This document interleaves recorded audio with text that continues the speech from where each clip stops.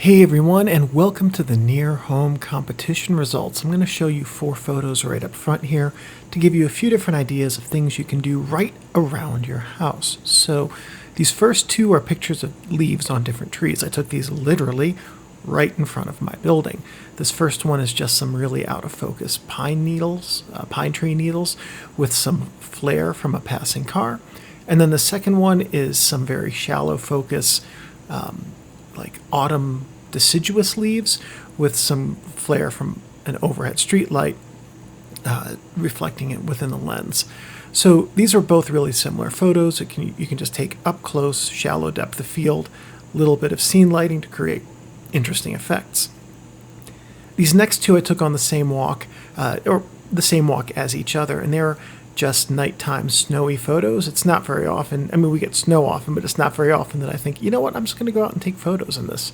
So the point of these is to show you that there are different ways to use things like close focus, intentional blur, or to go out and take photos at a time when you're not necessarily prone to taking photos normally, and you can find some really interesting things to photograph. So let's jump into the contest entries. We're going to start here with Brian Ray's entry, which appears to be looking out of his window. And frame within a frame is often a pretty successful technique, and it gives you as a viewer a sense of what else is going on in the world of this photograph.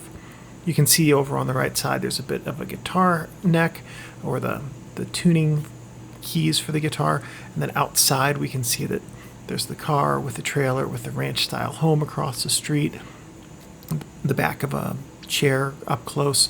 So I think it's a really compelling photo because it gives an idea of what else is happening besides just what's being looked outside out the window right now.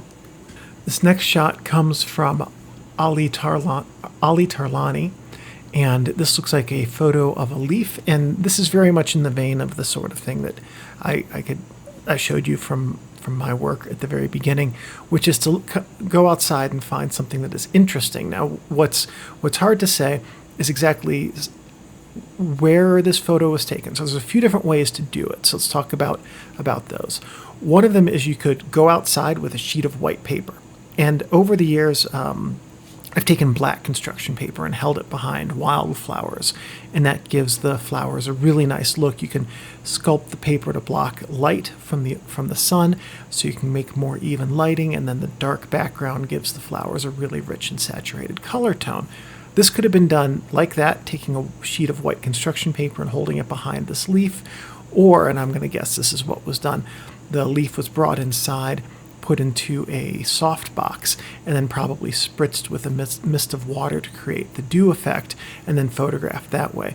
And I'm a huge fan of adding something, if it complements the photo. So in this photo, imagine it without the dew effect. Imagine it without the water droplets on the leaves or dripping down the stem of the leaf. I guess it's only one leaf, but you get my point. And you have a photo that's not nearly as visually interesting. So one of the things Ali's done really well here is looked at, here's the subject, and what could it be? What could I do that could make it really interesting? I did a tabletop photo shoot with a bunch of different grocery store flowers. And one of the ones that I brought home was this white rose. And one of the things I did with it was I took a bunch of different food dye colors and put them into different spritzers and sprayed different colored water droplets onto the white rose, and that was an interesting result. So at any rate, it's in your home or right around your home. It's really easy if you're looking for it to take good photos. The hard part is gearing your brain to being able to do that. This shot comes from Lusa Apte, and it looks like it's a photo looking up at some probably roses. It looks like, yeah, that's the way it should be. So one of the things that's really interesting here is the perspective. Now, roses can grow tall. but not generally, right? They're usually lower to the ground, which means that Lukasz was probably very low on the ground, potentially even lying down on the ground. And that's a really good way of approaching a subject that you see often, is a different perspective. So get down as low to the ground as possible and shoot up. And we can also see in the background the blurry tree, which indicates that this is being shot in upward angle. And I think that's a really creative and interesting approach to a subject, to say, rather than, I am whatever height I am, this is the way I see things, I will photograph it, but to say, let me take myself out of the perspective that I have every day, find a different angle, and what else can I do with this subject? How can I photograph it that I wouldn't normally see it? So, good instinct on that, Lukasz, to change your perspective and photograph these roses from the ground up. Here's a shot from Carlos Diaz of a currently not in use billboard. It's looking like it probably hasn't been in use for some time. So this is an interesting photo to me, because this is in the vein of, and I don't know where Carlos comes from, but in the U.S. there's a whole genre of photographers, and if you're familiar with the Andrew Good Camera channel, then you're probably familiar with this genre of photographing the remnants of the country that used to be. Whether I like doing it in the form of mining ruins, Andrew likes going around to towns that have lost a lot of their population more recently, and it's an interesting subject to capture. Living in that situation, that sounds negative. Living in that setting is also a really interesting way to build your photographic vision, because it affords a lot of different opportunities to see what was and what is and what could be, and to put all of that into your photos at once. So one of the things I really like about this photo in particular is the way that there are no bright and vibrant colors. I suspect part of that has to do with the film selection on this. I couldn't tell you just looking at it what film it was, but at any rate, I suspect part of that has to do with the film selection, and also this gigantic gray mass in the middle. So I think that in terms of image composition and color, the way that the colors work together, it's a really interesting photo to look at and very well executed. This next photo comes from Jethro Jooste, and this is a photo looking down a hill at what I imagine is the ocean, and judging by the license plates, probably somewhere in Europe, but I couldn't tell you exactly where. And really enjoy the amount of depth in this. How well, I mean, this is, by the way, from a technical perspective, a really, really well captured photo. Okay, what we're looking at here is we have shadow detail. Over on the left, we've got the car detail, we've got detail in the leaves and the bushes. We've also got highlight detail in the sky with the clouds, and then in what's probably either UV scattering or a bit of mist over the water going out towards the horizon. From a technical perspective, capturing all of that tonal range and all of that detail in a single image, especially on film, really hard to do, and this has done that very well. Also really like the image composition on this, because you have this very large upper 60% of the frame, give or take, that is a functionally negative space. You have some visual interest because you have the clouds in the sky, but really it's pretty empty. And then in the bottom, you have it pretty much evenly split between the water and the neighborhood. And one of the really interesting things about this perspective specifically is the way that it makes it look like the water is higher than the neighborhood. And so even though the water's the smallest, is a function of percentage, part of the image, it's of the three elements, the neighborhood, the water, and the negative space, it's the smallest part. But because it is higher than the surrounding neighborhood, and because it is something that is not negative space, and because this looks like it was probably taken with a somewhat longer lens, it has a bit of telephoto compression in the image, it really gives the water a dominance that the other two elements lack. One of the things that's really hard to do, and that's really being done well here, is that when you have an element of the scene which is the smallest part of the scene being the most dominant and giving the scene its greatest visual effect, and that's done very well in this photo. Here's a photo from Lukasz of two sheep, both of whom seem to be aware of his presence, standing in a field. So when you have a photo like this, right, basically you have the subjects, they're the two sheep, and they're a relatively small part of the frame. So basically what you end up having are the subjects surrounded by shape. And in that regard, what we're looking at is how do the shapes work together? So you have the shapes of the hill and the shapes of the sky. Those are the two dominant shapes in the image. And then you've got the two sheep.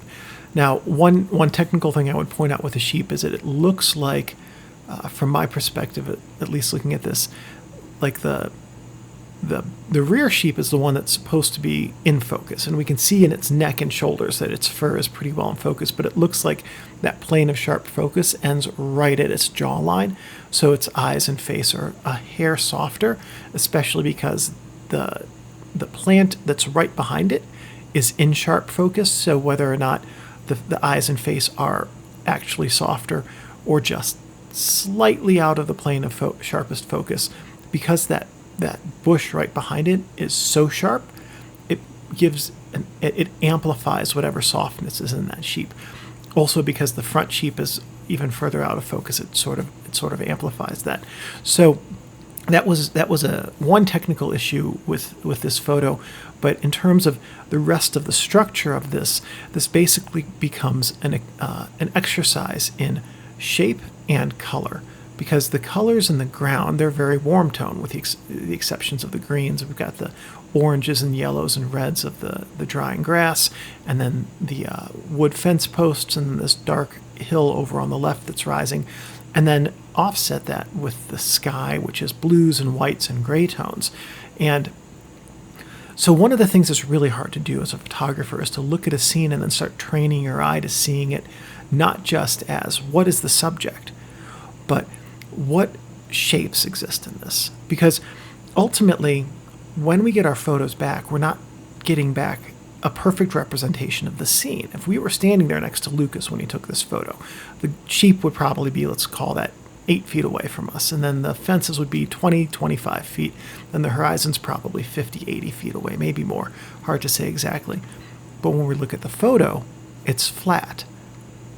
Everything is functionally the exact same distance from our eyes, wherever it rests in the frame. So all of those three-dimensional elements now get pulled forward into a flat two-dimensional plane. So distance is no longer distance in a photo. We talk about having a deep depth of field, getting things that are close and far from the lens in focus. And that's the way that it works when we're capturing the image. But when we see the photo, regardless of what we're photographing, there is no longer any real depth. Everything is two-dimensional. So I think that the way that the two shapes of the hills and the sky in this image are situated work together, and I think the way that the colors of the warm tone contrasting the cool tones also works really well together.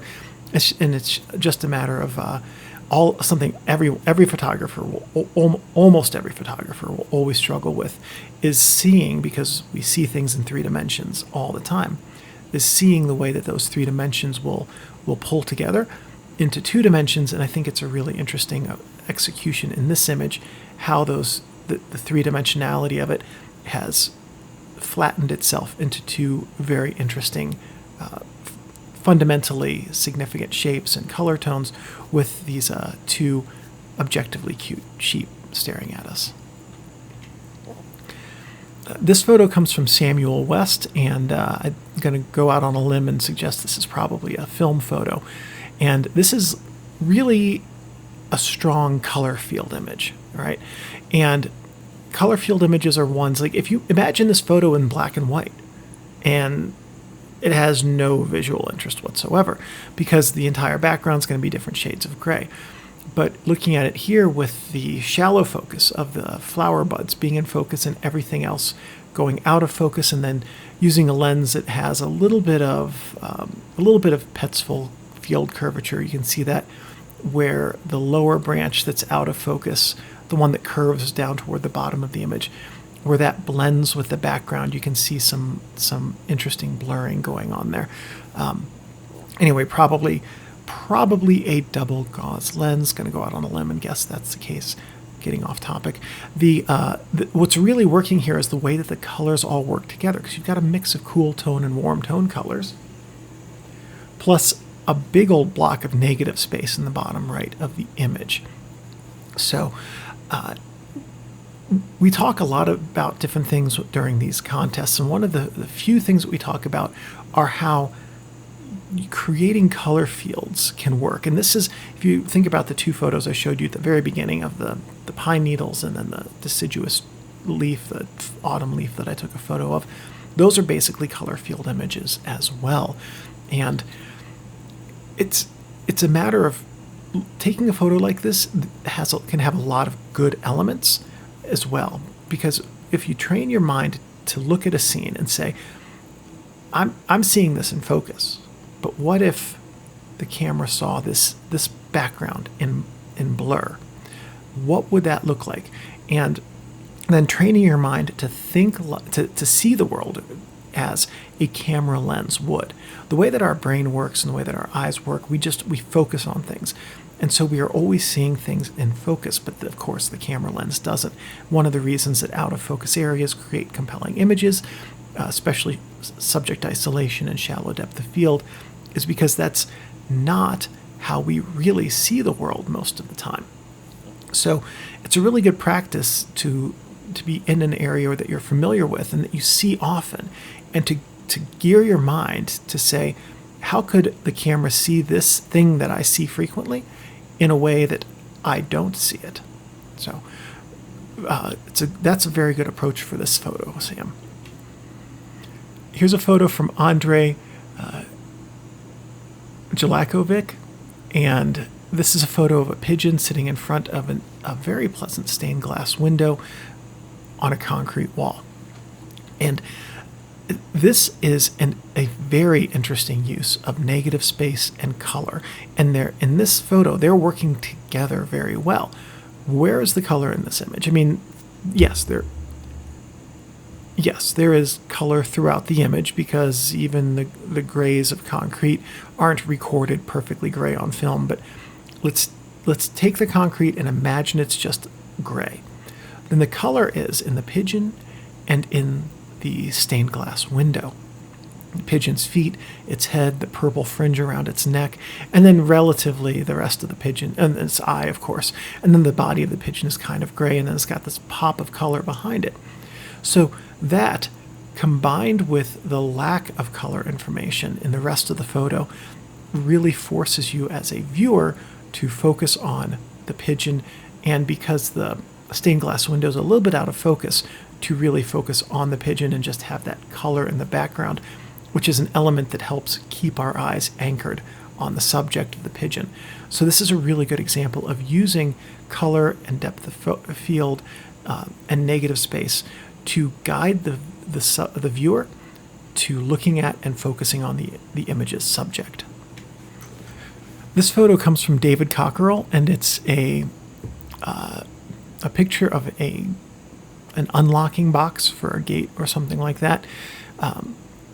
So just one real quick thing right up front is anytime you have text in your image that's not the key focus of the image, it can distract your viewer, because now they're like, oh, what does that say? Does that say rewatch? And what happened to the 1, 4, and the 7? And wait, A and B, and what's that down by the lock?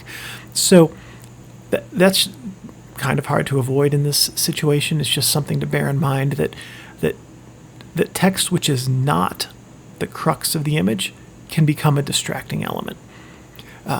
Really good use of black and white in this photo. This is a good example of when black and white can really work really well. Imagine this photo with color information in it. I don't think it would be all that interesting to look at. But now in black and white, what we're getting is an interplay of texture. So look at just all of the different textures here. The background, it's blurry, but it's got texture because it's a natural organic setting. Even though it's out of focus, we can still get a texture that it's almost like we can feel it in our fingers back there. And then if you look at the fence that this thing is on, it's that galvanized sort of finished fence covering, and that's a very smooth metal covering. And then you've got the box that this thing is around, and that has a lot of metal texture to it. It looks like it's either worn or a different type of metal that's been attached either at the time that the fence was built or sometime later.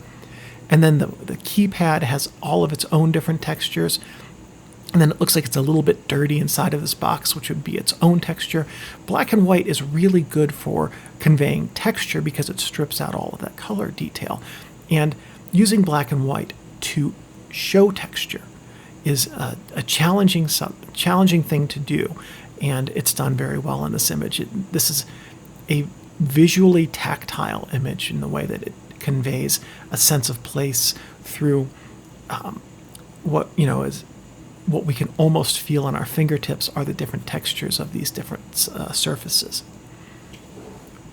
This photo comes from Gabriel Silvaz, and this is a photo of this is a long exposure photo. It looks like relatively long exposure of a waterway with a fallen tree stump in it.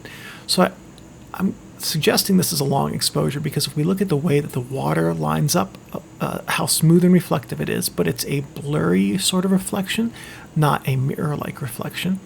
And then if we look on the right side by the shore that's in the very foreground, you can see where there's some blurriness from the water moving up against the shore. So it looks like sort of an early morning setting. Oh, and then of course you've got the reeds. There's some wind movement there.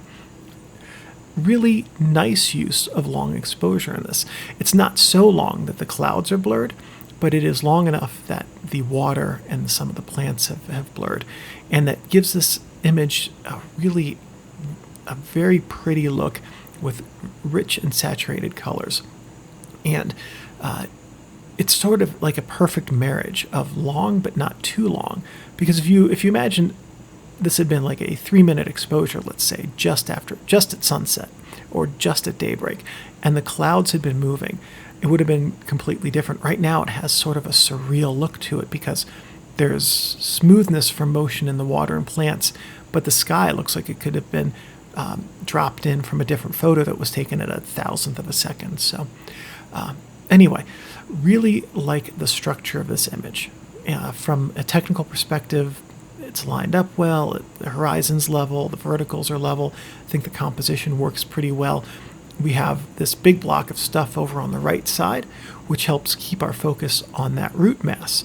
And then over on the left, there's not a whole lot to look at because it's a bunch of negative space in the water, which again brings us over to the visual interest of the root mass. And because the root mass has the reflection, which is kind of a blurry reflection, it sets the reflection up against the sharp relief of this very detailed and intricate and interesting looking root mass in the middle. This was a good scene to shoot in color, and a good eye to just see this scene, which from living near it would be kind of just an ordinary everyday scene, and saying, here's what this photo could be. So good execution, Gabriel. This next photo comes from Randall Dunphy, and it's through a body cap pinhole lens. So I'm going to guess that this was a body cap lens put onto a film camera, given the image grain. Hard to say that for sure, but I think that's a safe bet. And also you can see how soft this is, because this is a 35 millimeter frame, and so that the pinholes are very soft when you get into the smaller formats of 120 and smaller. And so the enlargement on this has made it really soft. And that really works for this photo. And this is an interesting technique to apply to a near-home type of prompt, because if you imagine this photo just taken with a high-end lens on a digital camera, honestly, it'd be kind of boring because it would be a photo of an intersection with some cars and a building in the background. But now, because it's super soft focus, and because it's black and white, and because it's a high contrast pinhole image with a little bit of motion blur in the flag up there, what we have is something that's more ethereal, more dreamlike, because it's not that super sharp, super technically perfect image that a lot of us have become used to seeing, because that's what's been very popular on the image sharing sites and so forth for the last however many years. So this is an approach to the near home prompt which says, instead of let me document what is, let me create something that captures a mood that reflects the way that this place feels. That's a really interesting way to approach this assignment, or this prompt rather, and I think that's a really successful execution because it is, again, the point of this prompt is to change the way that you see stuff that you see every day. And this is a really good way to do that. I'm going to show this as a mood rather than as it is. So, good execution on that, Randall, and a good way of approaching this prompt. This photo comes to us from Rich Mander, and this looks like it's probably a tabletop studio photo. Hard to say for sure. I'm gauging just on the background of that. But at the same time, these also look like they could be wildflower or garden flowers. So that could just be like the color of the house they're in front of or something like that. Anyway, really great use of opposing colors in this. If you think of the color wheel, right, yellow and blue or yellow and purple tend to be opposite, right, or they are opposite. And so opposite colors can go together really well. Yellow and blue, orange and purple are really good color combinations for images. And this is yellow and sort of a purple blue. And when you have opposing colors like that, you get a really nice visual pop, because especially in this setting where the blue tone, the cool tone, is the background, that amplifies the brightness of the yellow in the flower in the foreground, and also in the gives it more of a visual pop. It draws it, that color combination is used in here, causes the viewer to look more at the flower than at the background. Now, if there were a couple things, if the opportunity to photograph this arose again, a couple things I might do is pluck some of the dead flowers off of the plants in the background, because those stand out. Even though they're blurry, they're still visible. So they're going to fall off anyway. When I photograph plants, I don't cut plants. I don't damage them. I don't think nature photographers should. But if there's something on the plant like a dead flower that's going to fall off in the next few days anyway, and all I'm doing is twisting it off for a better photo and preventing it from having to fall off on its own, I don't really have an issue with that at all. So at any rate, that's just one minor difference, and one way of training your brain to look at what's in the background and what distracting elements are there that could be taken out before the photo's taken. This photo comes to us from Tim Peters, and this is a photo looking out a window from an elevated standpoint down a city street at a bridge. This is always an interesting perspective to have on a city, because and this is a good use of the prompt. Again, we talked earlier about the photo of Lukasz's photo of the roses, looking up at it from below with a tree in the background. This is exactly the opposite. Deep depth of field, looking down and from above.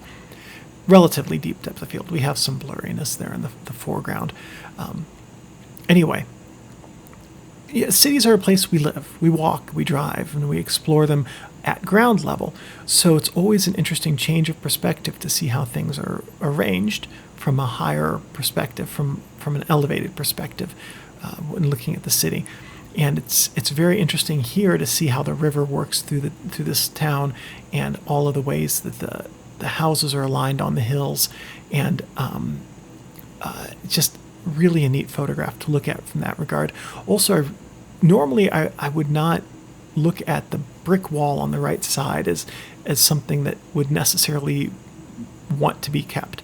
But in this case, it works because it's creating a framing and a sense of place. So imagine for a second rotating the camera to the left so that the brick wall is just a hair outside of the frame. And then it feels like we're just standing in midair or on a bridge or on top of a building. It would take away from this photo the sense of the place of the photographer. And I'm not sure that would really work for this photo. So I think it's a good photographic eye to keep that element on the right side of the frame, even though it becomes really dominant and a really strong boundary on the edge of the photo. I think that works really well for this image. So good eye to him in picking that out as something to keep in this photo. This next shot comes to us from Eduardo Monteiro. So a few minutes ago I mentioned using black construction paper with wildflowers. This is one of the photos that would be an interesting approach for, right? So this is a photo of a yellow flower in grass, and it's a setting photo. It's a shallow focus, up close setting photo of the wildflower. These are hard photos to execute really well. In fact, I tried for many years before I got one that I looked at and thought, you know what, that's a good execution. So there are a couple things when looking for a subject like this that can make these images pop just a little bit more. So one of them is keeping a solid color, preferably black, piece of 11 by 17 or ledger size paper, construction paper, if you go out to photograph these, because then you can create a completely black background. Or if you don't want to, if you want to have that grassy background like this has, which there's nothing wrong with that, by the way, you can use that construction paper in black to create a dark shadow to give you really even lighting, or if you had white construction paper to create diffuse lighting. This image was taken with pretty diffuse lighting, either on a cloudy day with some kind of modifier or in the shade. But if you're out in full sun, having something like that you can use to create lighting modifiers on the fly can be really beneficial to your images.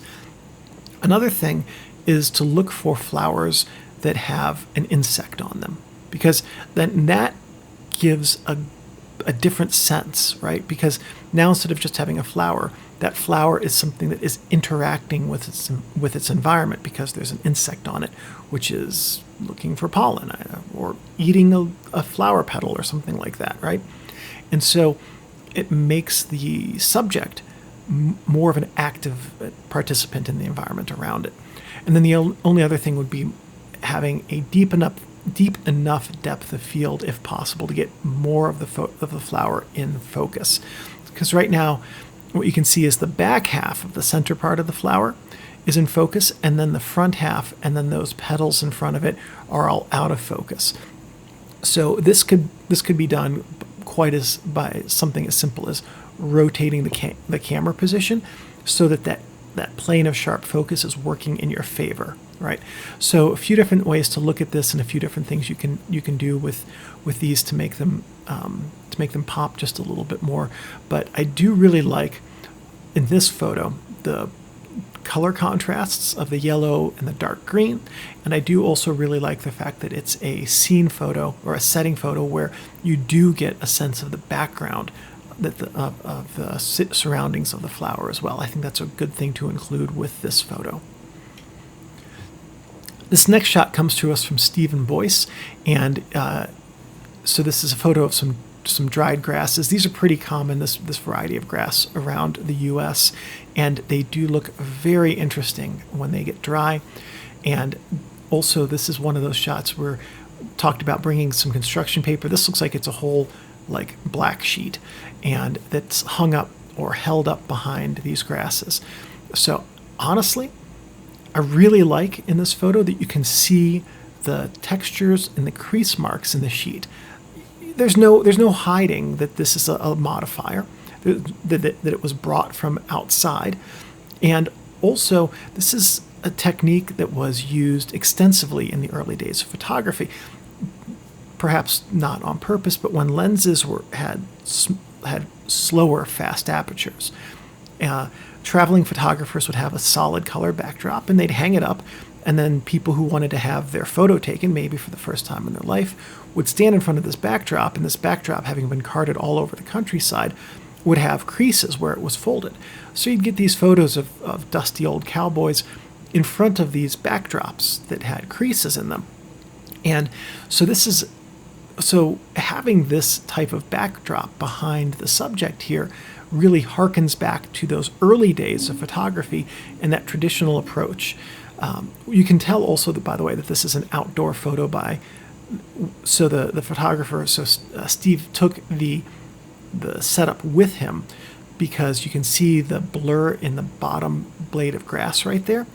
And then other than that, the rest of the overall composition, with everything coming in from the side and the way that all of all of the pieces of the grass are curling over on themselves and pointing down towards the ground. A really interesting use of shape and tone in this image. So really like that. And just because you're using a background modifier or a backdrop doesn't mean that it has to be something that is super perfect that blends completely away into a solid tone. It can become an image element on its own if you want to go for that look. So good work. This shot comes from Sunny Xiao, and this is a photo looking at a library, I'm assuming a library, through the number 10 at a book with the title 10 in it. So, like the composition here, because there's a lot of different use of shape. There's a lot of curved lines and a lot of straight lines. We've got all these straight lines in the ceiling. We've got a curved line in the bookcase right there as it curves around to the side. We've got straight lines in the 1 and curved lines in the 0. And then we've got a frame within a frame. The distracting element here, of course, is all of the text on the books, because now it's like, oh, what's that book underneath 10 minutes a day? Oh, what's that called? It looks like it could be something interesting to read. And so those elements, the text on the book covers starts to become a distracting element because it takes away from the way that the rest of the shape and the color are all working together. And the color was another thing I meant to mention, because you've got the white and the gray backgrounds of the structure and the roof versus all of these bright and colorful books on the shelves. So good eye for shape and a good eye for color in this photo. This photo comes from Mengle, and this is a photo of a lichen-covered tree with a couple of little crab apples, maybe it looks like, and some brightly colored autumn leaves. And this is a great use of warm colors and the cool tones of the greens. They really stand apart from themselves in here, especially that larger leaf in the bottom right corner. And then lichen, of course, has a wonderful photographic texture in it and can really reproduce well with color images. And then the background is just blurry enough that you can get a sense of what it is, but that it's no longer a distracting element. So it would be interesting to see this photo redone as black and white. I'm not sure if it would be as effective, because lichens with the myriad green tones that are and aqua tones that are throughout them can be really interesting in their own right as a color image, and then having these warm tones of the leaves is also a nice way to set that off. So I think this is a really lovely use of color and texture together in an image. This photo comes from Urinson, and this is a photo of, I don't know my European skylines well enough to know what city that is. It almost looks like France, like Paris maybe. Someone will correct me because I'm probably wrong in the comments. But this, from a technical perspective, verticals are vertical, horizontals are horizontal, and a horizon line is at a good position in this because our eyes are drawn right to the middle, right where there are these people who are paddling a boat toward or away from a bridge. It's a little bit hard to tell. And then in the background, we've got the buildings, and they're in either fog or smog, so they're a little bit hazy. And then whatever that environmental thing in the air is, it's dense enough that beyond that first row of buildings, there's nothing. And in the foreground, we have that island and then a bunch of the water getting from us to that bridge. So there's a whole lot of negative space in this image, and that forces us, because it's on the top and bottom, to direct our eyes into the middle.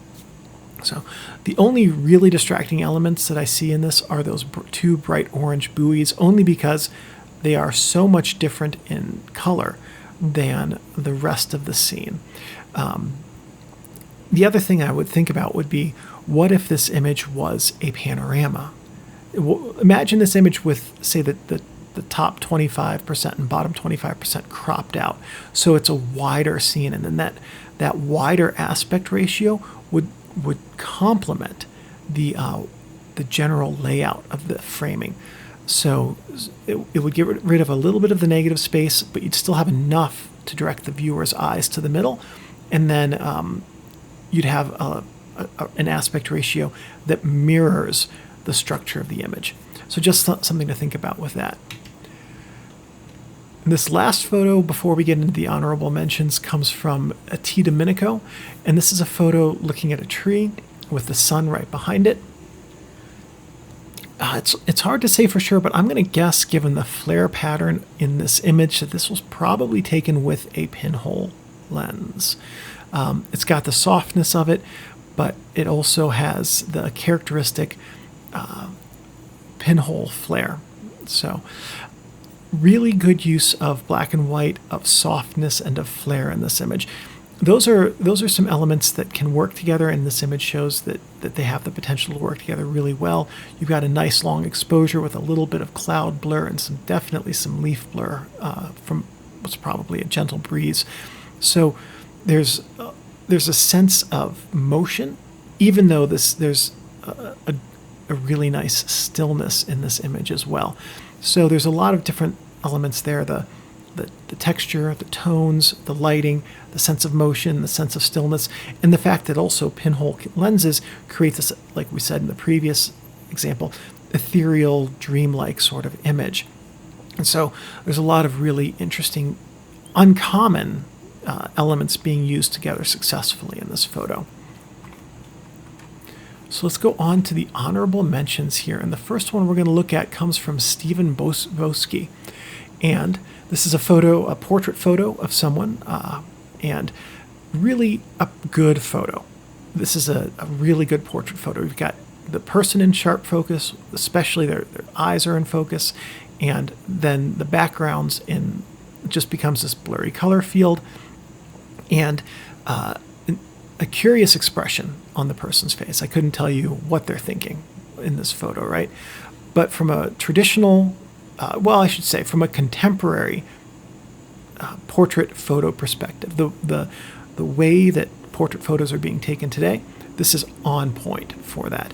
Really great use of lighting, really great use of color throughout, and this just is a really captivating image. If this were a photo of me, and any of you who have seen this channel long enough know it's not, but if this were a photo of me and I got this back, I'd be pretty happy with this result. So this is a nice shot. This photo comes from Roland Clarke, and this is a really interesting use of, I'm not sure exactly how this was done, if this was a pinhole photo or if there was a little bit of motion blur in this, but this does not look like a photo. It looks like a painting. The colors, the way that there's a little bit of blur, the little bit of blur makes it look like there's brush strokes throughout, right? And then the colors look like paint colors, not like real life vibrant colors. And this is a really interesting way to approach a photo, because photos record light, so they necessarily record what is. So sometimes it's hard to look at a photo and say what could be in this. If this was just a photo that was in perfect sharpness and didn't have this painterly look, wouldn't nearly be as interesting as this.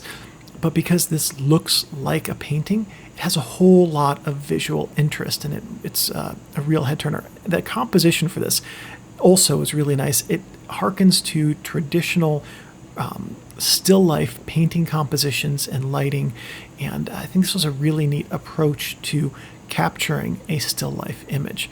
So good work on that, Roland. This honorable mention comes from Frank Wouters, and it's a photo of, I forget what the name of that type of guitar is, but one of the things that's really interesting is the use of color and lighting in this. We've got very strong shadows up at the top, which pull our eyes down to the shape of this guitar, which is in and of itself very interesting. Most of the image is pretty much like earthy to cool tones, and then in the guitar you've got some of these, you've got different colors in the actual strings. So, and then some of the strings are missing. Why are some of these strings missing? So that's another question that this photo asks. I think that the structure of having this very smooth guitar up against this rusty, very textured I-beam with these sort of with these textured wood panels underneath really also adds a lot in terms of the tactile feel of this photo to the overall image, because not just is it light and shadow, color and warm and cool tone and warm tone colors, it's also an interplay of a lot of different textures in it. So, and then of course you've got different shapes throughout. This is one of those photos that would probably work really well in black and white and color, and that's not a common thing to find. And just the overall structure of this really worked very well, and I thought this was a great execution of a photo that could be taken right near your home, if not in it. This next honorable mention comes from Garrett Dennington, and it's the photo. It's part of a series that he took of the, well, now we know it's the Kaufman Center for the Performing Arts.